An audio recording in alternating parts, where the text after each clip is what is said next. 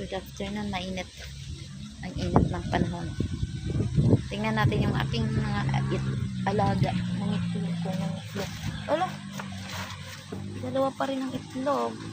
Hindi siya ng itlog. Dalawa pa rin. Ang kulit. Nagkabutas-butas na. Dalawa lang yung itlog. Kalaglag pa yung ano ko. Sabon, sa kulit ng mga manok. Aking mga manok ay ang kukulit.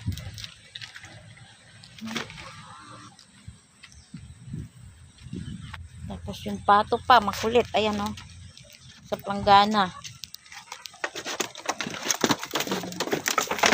Ang init, masilaw. Masilaw.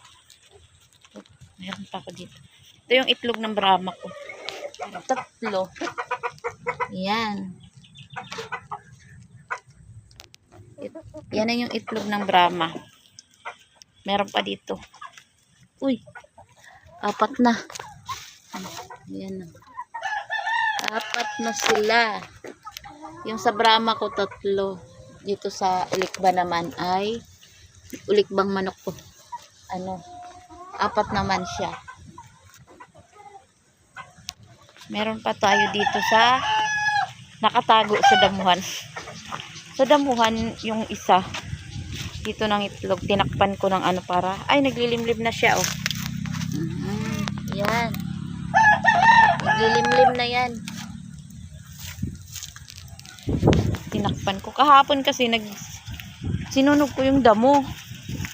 Nagsunog ako ng damo. Hindi ko alam. May nangingitlog palang manok doon. May 5 siyang itlog. Hindi ko na nabidyohan eh. May 5 siyang itlog. Nasunog yung buntot ng manok, na sa loob kasi siya. Pero okay lang naman. Kaya lang yung itlog na pumutok. Dahil nga nasunog eh. Meron pa dun sa loob. Oh. Yan dun. May itlog. Saan ba? Hindi ko makita.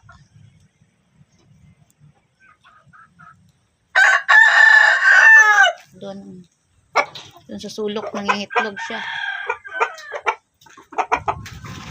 Ayan.